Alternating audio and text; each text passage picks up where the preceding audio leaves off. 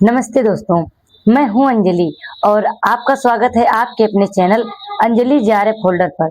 आज हम बात करने वाले हैं बुक लिस्ट की, क्योंकि ज़्यादातर विद्यार्थियों की उलझन होती है कि हमें कौन कौन सी बुक को पढ़ना चाहिए, कौन कौन सी बुक को अवॉइड करना चाहिए।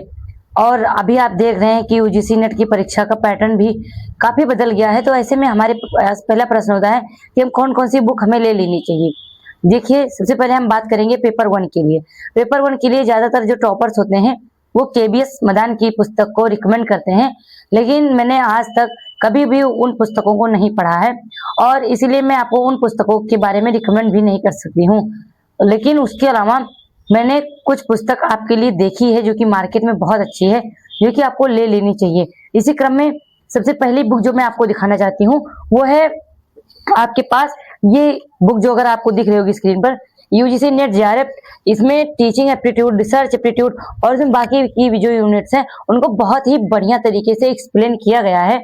ये इंग्लिश मीडियम में आपको बुक मिल जाएगी, अगर आप लेना चाहेंगे तो। ये आपको शायद ऑनलाइन स्टोर्स पे भी मिल जाएगा और उसके अलावा ये आपको मार्केट में भी अवेलेबल मिल जाएंगे। ये जो बुक है इसमें जो कंटेंट है वो काफी अच्छा दिया गया है। और इसके अलावा अगर आप हिंदी मीडियम के विद्यार्थी हैं तो आपके लिए एनटीए यूजीसी नेट जेआरएफ की जो ये पुस्तक आती है, ये पूरा का पूरा हिंदी मीडियम में अवेलेबल है। अगर आप चाहें तो आप ये पुस्तकें भी ले सकते हैं। मैंने तो इन सारी पुस्तकों को अभी तक नहीं पढ़ा था, लेकिन आप लोगों को पेपर वन के लिए बेहतरीन नोट्स प्रोवाइड कराने के लिए इन बुक्स को मैं एक बार दोबारा पढ़ के और आपको इनके नोट्स भी उपलब्ध कराने का पूरा प्रयास करूंगी अपने चैनल अंजलि जेआरएफ होल्डर पर। और इसके अतिरिक्त मैंने जब पढ़ा था तो मैंने पेपर वन के लिए पूरा प्रीवियस ईयर क्वेश्चन जो कि 2022 से लेकर के 2025 के जून तक सॉल्व किए थे। और इसके अलावा मैंने खुद के नोट्स बनाए थे, जो कि मैंने अधिकतर जो नोट्स मेरे थे जो मैंने बनाए थे वो मैंने आपको यूट्यूब शॉर्ट्स के माध्यम से प्रोवाइड करा दिया है। उसके अलावा मैंने इनकुलकेट लर्निंग से सारे क्लासेस ली हुई थी, लेकिन वो टोटल इंग्लिश मीडियम में है। इसी चीज को ध्यान में रखते हुए मैंने आपको वीडियो भी प्रोवाइड करा दिया है पेपर वन के लिए, जिसको अगर आप चाहें तो पढ़ करके नोट्स बना सकते हैं। ये आपके लिए ये पेपर वन की इतनी ही बुक आपको लेना चाहिए। अगर आप लेना चाहें तो आप ये वाली पुस्तक ले सकते हैं, ये आपके लिए बहुत बेहतरीन है। अगर आप हिंदी मीडियम के विद्यार्थी हैं तो आप दृष्टि की गाइड ले सकते हैं, लेकिन वो मैंने उसको पढ़ के देखा तो वो मुझे उतना कारगर साबित नहीं लगा। लेकिन अगर आप लेना चाहें तो आप ले सकते हैं। और इसके बाद हम बात करेंगे पेपर टू, जो कि जिसमें कि हम बात करेंगे हिंदी लिटरेचर के बारे में। उसमें टोटल 10 यूनिट्स हैं और 10 के 10 यूनिट्स के लिए मैं आपको बेहतरीन किताबें बताने वाली हूँ। सबसे पहला जो मेरे पास बुक है वो है हिंदी भाषा एवं साहित्य का वस्तुनिष्ठ इतिहास, जो कि आती है सरस्वती पांडे और गोविंद पांडे की पुस्तक। ये जो पुस्तक है इसमें यूनिट 1, यूनिट 2 और यूनिट 3 और यूनिट 4 के भी कुछ भाग को इसमें कवर कराया गया है। तो ये इस बुक को अगर आप लेते हैं तो इसमें जितनी नॉलेज दी गई है लगभग वो आपको सारी चीजें याद कर लेनी चाहिए। ऐसा नहीं कि आप ये किताब ले करके और रख दें। अगर आप ये बुक ले रहे हैं तो इसका आप 4 से 5 बार अच्छे तरीके से रिवीजन करेंगे और उसमें जितनी चीजें दी गई हैं उतने चीज को आप जरूर याद करेंगे। अगर आप ये बुक ले रहे हैं तो ये बहुत अच्छी बुक है, आप इसको ले सकते हैं, ये गाइड है। इसके अलावा जो मैं आप ये है NTA UGC net JRF Hindi साहित्य के लिए, जो कि आपकी मार्केट में अवेलेबल मिलती है। मैंने तो इसको इतना पढ़ा हुआ है कि काफी ये बुक फट भी गया है, लेकिन इस बुक को अगर आप चाहें तो ले सकते हैं। ये गाइड है दृष्टि की जो आती है यूजीसी नेट जेआरएफ के लिए। इसमें यूनिट 1 2 लेकर 10 तक इसको कवर कराया गया है और इसमें जितने कंटेंट दिए गए हैं स्पेशली जो आपका यूनिट 5 to 10 है वो यहाँ पर बहुत बेहतरीन तरीके से समझाया गया है, तो आप इसको भी ले सकते हैं। ये इसका जो कवर पेज है वो काफी फट गया है, इसीलिए आप अगर आपके पास होगी तो आप ये समझ सकते हैं। तो ये वाली आपको बहुत ही हेल्प करेगी। इसमें यूनिट 5 to 10 जितने भी कंटेंट दिए गए हैं वो आपको पूरा का पूरा याद करना पड़ेगा। और इसके अलावा जो अगर आप असिस्टेंट प्रोफेसर की भी साथ ही साथ अगर आपका नेट हो गया है या अगर आप असिस्टेंट प्रोफेसर की भी तैयारी कर रहे हैं तो आपको कुछ एडवांस बुक्स लगती हैं, जैसे कि हिंदी शब्दार्थ प्रयोग, जो कि हरदेव बाहरी जी का है। और आपने देखा कि इस बार जो भाषा विज्ञान वाली यूनिट से बहुत जटिल प्रश्न बने थे। अगर आप ऐसे सभी प्रश्नों को सही करना चाहते हैं तो इसके लिए हमारे पास आती है भाषा विज्ञान की किताब भोलानाथ तिवारी जी की। ये जो पुस्तक है इसमें आपको वो सारे जटिल प्रश्न मिल जाएंगे जो कि आपके यूजीसी नेट जेआरएफ की परीक्षाओं में पूछे जाते हैं। और इसके अलावा ये जो सारी किताबें मैंने आपको दिखाई ये आपके लिए असिस्टेंट प्रोफेसर के एग्जाम में, सेट के एग्जाम में और नेट के एग्जाम में सारे जगहों पर ये उतनी ही कारगर किताबें हैं, क्योंकि ये ऑथेंटिक बुक्स हैं। इसके अगले क्रम में अगर आप व्याकरण को अच्छी तरीके से पढ़ना चाहते हैं तो आप हरदेव बाहरी जी की हिंदी शब्द अर्थ प्रयोग की पुस्तक और इसके साथ ही साथ कामता प्रसाद गुरु जी की ये जो पुस्तक आती है हिंदी व्याकरण के लिए, इनकी बुक आप ले सकते हैं। अगर आपको व्याकरण में अपना नॉलेज बहुत अच्छे से गेन करना है तो ये जो पुस्तक है ये आपके लिए बहुत ही अच्छी। और इसके बाद ये तो हो गया यूनिट 1 के लिए। अब मैं आपको जो बुक बता रही हूँ वो है पेपर 2 यूनिट 2 के लिए, जिसमें कि हिंदी साहित्य का इतिहास आचार्य रामचंद्र शुक्ल जी की ये जो पुस्तक आती है आपको अलग अलग कवर पेज के साथ में मिल जाएगी। मेरे पास जो ये पुस्तक है मैं आपको दिखा रही हूँ, हिंदी साहित्य का इतिहास आचार्य रामचंद्र शुक्ल जी की। इनकी ये जो पुस्तक है इसको आपको कम से कम 3 से 4 बार बहुत ही बेहतरीन तरीके से पढ़ लेना है, क्योंकि यहाँ से डायरेक्ट प्रश्न बनते हैं और अगर आप अच्छे तरीके से पढ़ते हैं तो शायद आपके प्रश्न भी अच्छे तरीके से सॉल्व हो जाएंगे। लेकिन इस बार की जो परीक्षा थी उसके लिए अगर आपने देखा होगा तो सिर्फ और सिर्फ इसी पुस्तक से आपका प्रश्न नहीं बना हुआ था। हिंदी साहित्य का इतिहास आचार्य रामचंद्र शुक्ल जी की पुस्तक से आपके प्रश्न बने हुए थे। इसके अलावा जो हिंदी साहित्य का दूसरा इतिहास बच्चन सिंह का आता है और आधुनिक गद्य के लिए भी बच्चन सिंह की पुस्तक आती है, इन सारे बुक से भी प्रश्न उठाए गए थे। अभी ये दोनों पुस्तकें मेरे पास उपलब्ध नहीं है, वरना मैं आपको दिखा देती, कुछ दिन में मेरे पास आ जाएंगी तो मैं आपको जरूर बताऊंगी। क्रम में हिंदी साहित्य और संवेदना का विकास, जो कि रामस्वरूप चतुर्वेदी जी का ये पुस्तक है। और आपने देखा होगा कि गोदान की जो कथन उठाए गए थे वो रामस्वरूप चतुर्वेदी जी के किताब से उठाया गया था। तो ये जो पुस्तक है हिंदी साहित्य और संवेदना का विकास, ये भी बहुत अच्छी पुस्तक है। लेकिन अगर आप नेट का पेपर देने जा रहे हैं तो मुझे लगता है कि अगर आप इसको ना लेना चाहें तो ठीक है, कोई बात नहीं। आप हिंदी साहित्य का इतिहास आचार्य रामचंद्र शुक्ल जी का ले लीजिए, दृष्टि की जो गाइड आती है उसको ले लीजिए, और उसके अलावा गोविंद पांडे सरस्वती पांडे की जो गाइड आती है उसको ले लीजिए। और अगर आप असिस्टेंट प्रोफेसर की भी तैयारी साथ ही साथ करना चाहते हैं तो ये पुस्तक आपके लिए बहुत अच्छी साबित होगी। उसके अलावा जो कि हर विद्यार्थी के पास लगभग ये किताबें होती ही हैं, हिंदी साहित्य का इतिहास डॉक्टर नगेंद्र और डॉक्टर हरदयाल की पुस्तक, ये भी पुस्तक आपके हिंदी साहित्य के लिए बहुत अच्छी पुस्तक है। मैं आपको बता देती हूँ फिर से कि हिंदी साहित्य का इतिहास डॉक्टर नगेंद्र डॉक्टर हरदयाल, ये आपकी हो जाएगी पहली पुस्तक। हिंदी साहित्य और संवेदना का विकास, जिसमें कि आपका रामस्वरूप चतुर्वेदी जी का ये पुस्तक आ जाएगा। और इसके अलावा आपका आएगा हिंदी साहित्य का इतिहास आचार्य रामचंद्र शुक्ल जी का, जो कि आपको लेना ही लेना है। अगर आप वो दोनों किताबें नहीं भी ले पा रहे, लेकिन ये किताब तो आपको जरूर से ले लेनी चाहिए। और इसके अलावा जो मैंने आपको पहले दिखाया था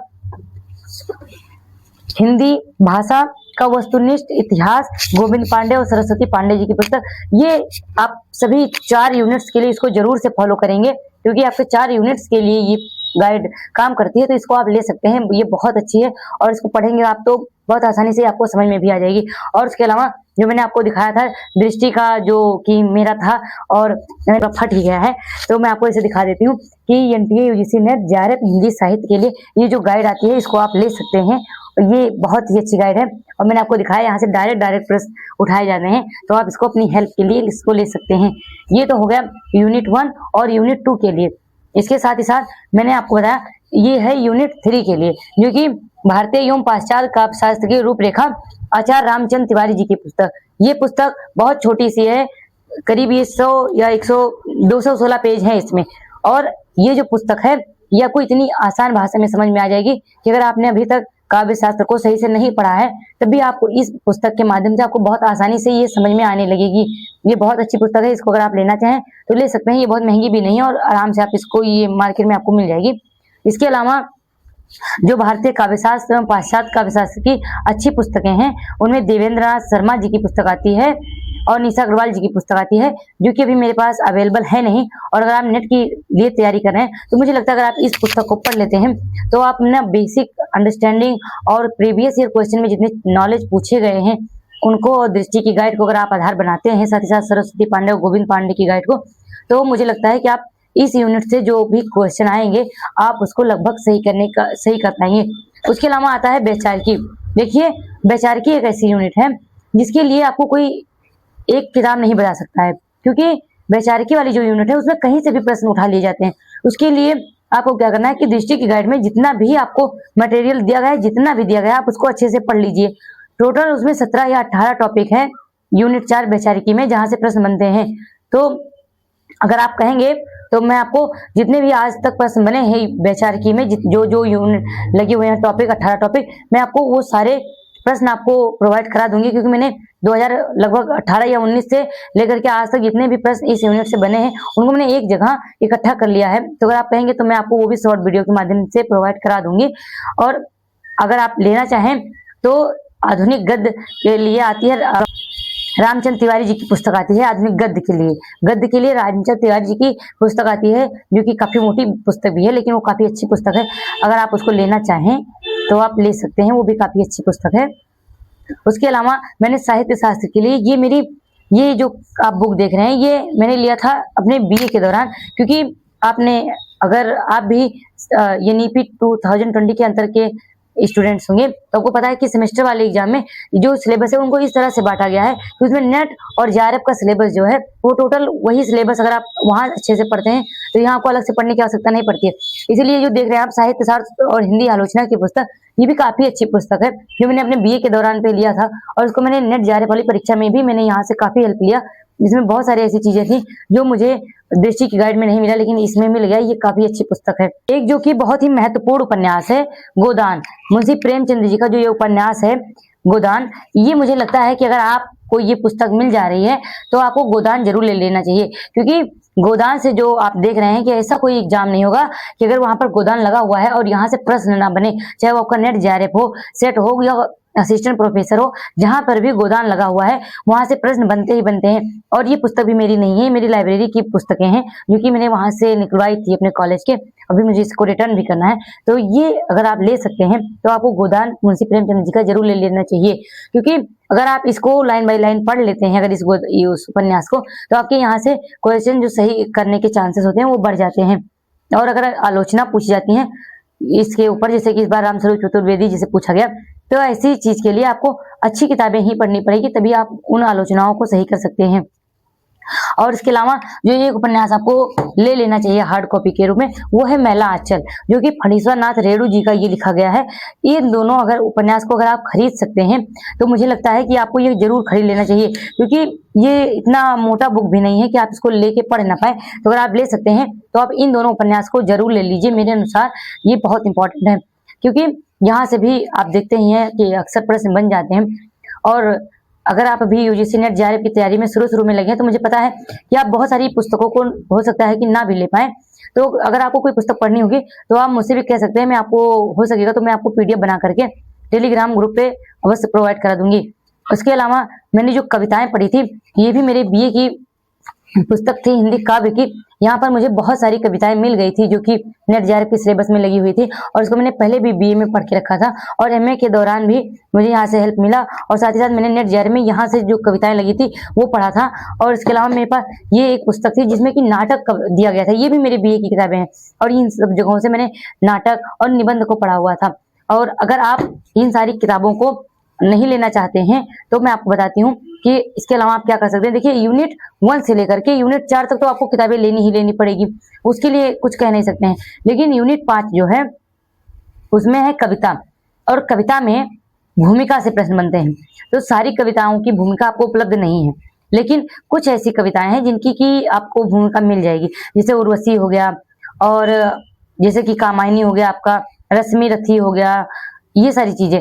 और कुछ ऐसी कविताएं हैं जिनके के ऊपर डीपली में हिंदी साहित्य के इतिहास आचार्य रामचंद्र शुक्ल जी की पुस्तक में, बच्चन जी की पुस्तक में, या फिर डॉक्टर नगेंद्र की पुस्तक में यहाँ से डायरेक्ट कथन उठा लिए जाते हैं कि इसमें क्या क्या कहा गया है, और ऐसे आपको 5 विकल्प दे दिए जाते हैं।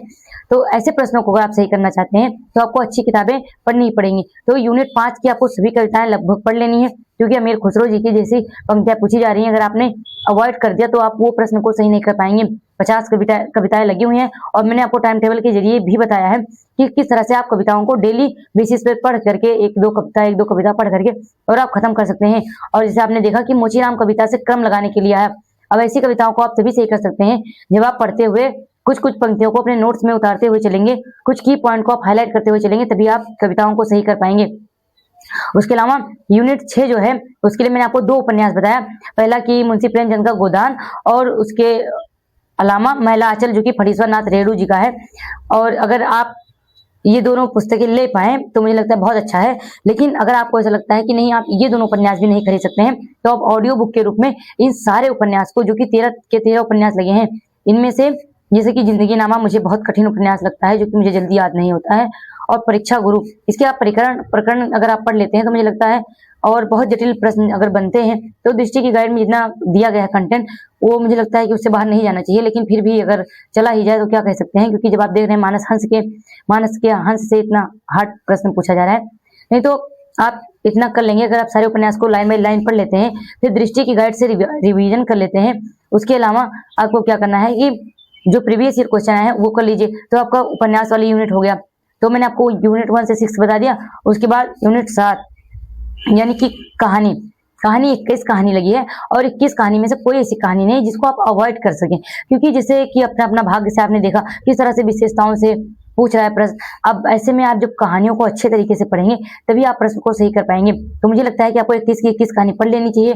उसमें अगर कोई संख्या मिल रही है, कोई विशेष स्थान मिल रहा है, या कोई भी चीजें मिल रही है, तो आप उसको नोट करते हुए चलिए। मैंने आपको नोट्स प्रोवाइड कराने के लिए मैंने आपको शॉर्ट वीडियो के माध्यम से लगभग समझाने का प्रयास किया। वैसे मेरे नोट्स तो बहुत सुंदर नहीं है, मैं आपको अगेन कहना चाहूंगी, लेकिन फिर भी मैंने जैसे बनाए थे मैंने आपको प्रोवाइड कराने का पूरा प्रयास किया है। तो आप 21 की 21 कहानी को पढ़ लेंगे। उसके अलावा आप नोट्स बना लेंगे, दृष्टि की गाइड से रिवाइज कर लेंगे, और सारे प्रीवियस ईयर क्वेश्चन लगा लेंगे। बस आपको जरूरी नहीं है कि आप सारे के कहानियों के प्रिंट आउट निकलवाएं, क्योंकि मैंने तो कोई कहानी का प्रिंट आउट नहीं निकलवाया था। मैंने पढ़ते हुए जो मुझे पहली बात तो मैंने याद कर लिया था, और जो उससे चीजें बची थी उसको मैंने नोट कर लिया था। और आपने देखा कि मैंने जितना नोट किया था उसमें से बहुत सारे प्रश्न बन भी गए महिलक, और ऐसा आपका भी हो सकता है।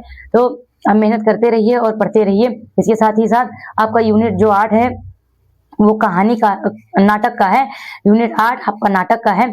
तो नाटक के लिए आप क्या करेंगे, आप सारे के सारे 40 नाटक को पढ़ लेंगे। उनके जो अंकों में विभक्त हैं, अंकों का क्या क्या नाम है, दृश्यों में विभक्त हैं तो दृश्यों का क्या नाम है, कौन से नाटक कितने अंक में हैं, और उसमें कौन कौन से पात्र हैं, कौन कौन से गीत आए हुए हैं, कौन कौन से स्थानों का उल्लेख है, इनके सारे के आप शॉर्ट नोट्स बना लेंगे, और इनका बार बार रिवीजन करेंगे तो आप नाटक के भी सारे प्रश्न सही कर सकते हैं। जैसे कि आपने देखा था कि इस बार 7 प्रश्न नाटक से बने थे। तो अगर आप ऐसे सही करना चाहते हैं गीत की क्रोनोलॉजी वगैरह, तो आपको जब आप नोट्स बना रहे हैं तभी आप उन चीजों को नोट्स करते हुए चलेंगे। उसके अलावा हमारे पास अगली यूनिट आती है यूनिट 9 निबंध। मुझे ऐसा लगता है कि अगर आप निबंध वाली यूनिट को अगर इग्नोर नहीं करते हैं, बहुत अच्छे तरीके से पढ़ते हैं, तो निबंध से इतने हार्ड प्रश्न नहीं पूछे जाते हैं कि अगर आपसे पूछा जाएगा तो आप पहचान ना पाएंगे किस नाटक से कथन उठाया गया है।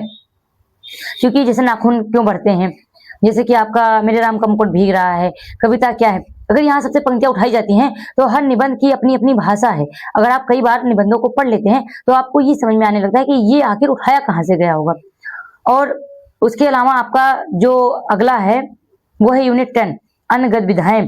अन्य गद्य विधाओं में 3 से 4 ऐसी रचनाएं हैं जो कि अगर आप प्रयास भी करते हैं तो आप उसको लाइन बाय लाइन नहीं पढ़ सकते हैं। मैंने आपको पहले भी बताया था और आज बता रही हूँ। तो आप अगर उनको चाहें तो हमको सिर्फ और सिर्फ दृष्टि की गाइड से पढ़ सकते हैं। उसके अलावा आपको सारी की सारी जितनी रचनाएं हैं वो आपको पढ़ के जानी है। आप सारी रचनाओं को छोड़ नहीं सकते हैं, क्योंकि आप देख रहे हैं कि क्रोनोलॉजी से बहुत ही हार्ड प्रश्न बन रहे हैं, और अगर आप खुद से नहीं पढ़ेंगे तो आपको कोई टीचर कितना भी पढ़ा दे, आप प्रश्नों को सही नहीं कर पाएंगे। ये तो हो गया सारी बुक लिस्ट जितना मुझे समझ में आया।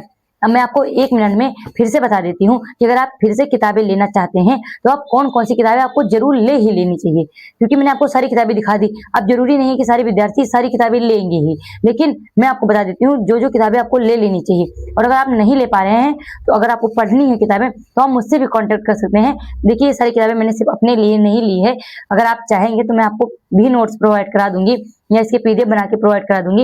अगर आप एक सीरियस विद्यार्थी हैं और पढ़ना चाहते हैं तो आप ये बुक्स आप मुझसे कमेंट कर सकते हैं या टेलीग्राम ग्रुप पे मैसेज कर सकते हैं। मैं आपको पीडीएफ प्रोवाइड कराने का पूरा प्रयास करूंगी, या जो भी आपको दिक्कत आ रहा हो आप मुझसे पूछ सकते हैं। मैं आपको फिर से बता देती हूँ कि आपको कौन कौन से बुक जरूर ले लेने चाहिए। जैसा कि सबसे पहले हमारे पास आती है ये दृष्टि की गाइड, जो कि आपको जरूर ले लेना चाहिए अगर आप नेट जेआरएफ को टारगेट कर रहे हैं। देन जैसे कि मैंने आपको ये 3 पुस्तकें दिखाई भाषा विज्ञान की यूनिट के लिए, और अगर आपको लगेगा कि ये बहुत ज्यादा है तो आप यूनिट के प्रश्न को भी उठा के देखिए जो कि इस बार पूछे गए हैं, तब आपको पता चलेगा कि इन्हीं बुक्स से वो प्रश्न बने थे। चाहे वो आप देखेंगे कि पूछा गया था कि कारक सर्वनाम के अनुसार कितने प्रकार कौन कौन से होते हैं, कौन कौन से नहीं, या उसके अलावा भी जो प्रश्न बने थे वो आपको इन सारी बुक्स में मिल जाएंगे, इसलिए मैं आपको ये बुक्स बता रही हूँ। उसके अलावा मैंने आपको बताया काव्य शास्त्र के लिए, जो कि आपको उसमें सरस्वती पांडे और गोविंद पांडे की उसकी गाइड का भी इस्तेमाल करना है, साथ ही साथ दृष्टि की गाइड का इस्तेमाल करना है। और उसके अलावा मैंने आपको बताया ये जो पुस्तक है भारतीय काव्य शास्त्र एवं पाश्चात्य काव्य शास्त्री, अगर आपको ये मिल जा रही है तो आप इसको जरूर ले लीजिए, इससे आपकी बेसिक अंडरस्टैंडिंग बहुत अच्छी हो जाएगी काव्य शास्त्र के ऊपर। ये हो गया यूनिट 3 तक का। और यूनिट 4 के लिए जो कि दृष्टि की गाइड में दिया गया है वो सफिशियंट है। यूनिट 5 में आपको सारी कविताएं पढ़नी ही पड़ेगी, उनकी भूमिका आपको पढ़नी पड़ेगी। अब आप जरूरी नहीं है कि एक एक कविता की बुक खरीदें, आप उनको फ्री रिसोर्सेज से, जैसे साहित्य समाधान हो गया या भाषमी अकेडमी हो गया, यहाँ से भी आप कविताओं को पढ़ सकते हैं, या अनुराज अकेडमी चैनल पे भी कविताओं को कवर कराया गया है और आप वहां से भी पढ़ करके कविता की नोट्स बना सकते हैं। और साथ ही साथ आप प्रीवियस ईयर क्वेश्चन के लिए हिंदी विद रीचा चैनल को फॉलो कर सकते हैं, वहां आपसे कोई भी पेमेंट नहीं लिया जाता है, आप फ्री में सारे प्रीवियस ईयर क्वेश्चन को लगा सकते हैं। यूनिट 6 के लिए मैं आपको दोबारा रिकमेंड करना चाहूंगी, अगर आप कोई उपन्यास ले सकते हैं तो ये गोदान आता है प्रेमचंद जी का, ये आप जरूर ले लें। और उसके बाद फणीश्वर नाथ रेणु जी का महिला आंचल, अगर आपको मिल सकता है तो ये दोनों उपन्यास आप लेने का प्रयास करें, क्योंकि यहाँ से बहुत बढ़िया प्रश्न बनते हैं। अगर आप पढ़ते हैं तो आपके आंसर सही हो जाएंगे। और इसके अलावा अगर आपको जो भी उपन्यास पढ़ने हैं उनके ऑडियो बुक अवेलेबल है, तो अगर आप पैसे नहीं खर्चा करना चाहते हैं तो आप वहां से पढ़ लीजिए, ठीक है, कोई दिक्कत नहीं। उसके अलावा कहानी आपको फ्री ऑफ कॉस्ट मैंने अपने टेलीग्राम ग्रुप पे भी सारी कहानियां डाल दी हैं, आप वहां से पढ़ सकते हैं, या अगर आप क्लास करना चाहें तो हिंदी विद रीचा से कर सकते हैं। यूनिट 8 के लिए नाटक, निबंध और अन्य गतिविधियां भी आप हिंदी विद रीचा चैनल से देख सकते हैं, जो वहाँ पढ़ाया गया बहुत बेहतरीन कंटेंट है। उसके अलावा आप भाषमी अकेडमी चैनल से भी पढ़ सकते हैं, वहां पे भी बहुत बेहतरीन कंटेंट है। और इसके साथ ही साथ आपको प्रीवियस ईयर क्वेश्चन लगाना है और सेल्फ रिवाइज जितना हो सके आप सेल्फ रिवीजन करिए, क्योंकि पढ़ना तो सब कुछ है लेकिन रिवीजन सबसे ज्यादा महत्वपूर्ण है। अगर आप दिन में 8 घंटे पढ़ते हैं तो ठीक है, लेकिन जब सुबह उठिए तो कम से कम सुबह 6 से 8 या 7 से 9 जैसा भी आपका शेड्यूल है उसमें आप रिवीजन करने का पूरा प्रयास करिए। और अगर आप पेपर 1 के लिए कोई पुस्तक लेना चाहते हैं तो ये पुस्तक मुझे बहुत अच्छी लगी, जो कि मैंने कल इसको पढ़ के देखा है, क्योंकि आज तक मेरे पास ये नहीं था। मैंने सोचा कि आपको कुछ बेहतरीन कंटेंट दिए जाए, इसलिए मैंने इसको लिया है, क्योंकि इसमें प्रीवियस ईयर क्वेश्चन और प्लस एमसीक्यूज हैं, तो मैं आपको इसके जो नोट्स हैं वो भी प्रोवाइड कराने का पूरा प्रयास करूंगी। अगर आप नहीं ले सकते हैं तो आप मुझे मैसेज कर सकते हैं। तो मुझे अपनी तरफ से जितनी भी बुक्स समझ में आई मैंने आपको लगभग बताई। ये भी पुस्तक आपको जरूर लेनी है, ये तो आपको ले ही लेना है, ये कंपलसरी है। उसके अलावा हिंदी साहित्य के इतिहास के लिए आचार्य रामचंद्र शुक्ल जी की ये जो पुस्तक आती है ये आपको ले लेना है, ये एकदम कंपलसरी है। और उसके अलावा जो ये आती है नागेंद्र जी की पुस्तक, डॉक्टर हरदयाल की पुस्तक, ये भी ज्यादातर विद्यार्थियों के पास होती ही है, अगर आपके पास नहीं है तो आप ले लीजिए, अच्छी पुस्तक है। और जो कि जैसे कि इस बार आलोचना से प्रश्न बना है, अगर इन सारे पुस्तकों को आप सही करना चाहते हैं, इस सारे प्रश्नों को अगर आप सही करना चाहते हैं तो बच्चन सिंह जी की दोनों पुस्तकें और साथ ही साथ ये वाली पुस्तक आपके पास होनी चाहिए। इसके अलावा आपको अगर कुछ भी पूछना हो तो आप मुझसे पूछ सकते हैं। मुझे जितनी भी चीजें समझ में आई मैंने आपको लगभग सभी चीजें बताने का प्रयास किया कि कंटेंट आप कहाँ कहाँ से कवर करें, पेपर 1 आपको कहाँ से पढ़ना चाहिए, पेपर 2 आपको कहाँ से पढ़ना चाहिए, कौन सी यूनिट कहाँ से पढ़ना चाहिए। इसके साथ ही साथ मैंने वीडियो बनाकर ये भी प्रयास किया आपको समझाने का कि इस बार दिसंबर में कहाँ से प्रश्न बने थे, क्योंकि पिछली बार कहाँ से प्रश्न बना ये हमारे लिए उतना महत्वपूर्ण नहीं है जितना भी हाल ही में जो पेपर हुआ है वहां पर कहाँ से प्रश्न बने थे। और आप जानते हैं कि इस बार के पेपर में क्वेश्चन काफी जटिल पूछे गए थे, तो आगे चल के भी प्रश्न ऐसे ही बनेंगे, ये ऐसा हम मान के चल रहे हैं, क्योंकि अगर हम अपनी तैयारी को कठिन स्तर पर करेंगे तो आसान स्तर के पेपर हमें से जल्दी सॉल्व हो जाएंगे। अगर आपको और कुछ भी पूछना हो तो आप मुझसे पूछ सकते हैं, कमेंट में बेझिझक पूछ सकते हैं, या अगर आपको कोई भी पुस्तक पढ़नी है तो भी आप मुझे मैसेज कर सकते हैं। इसके अलावा धन्यवाद।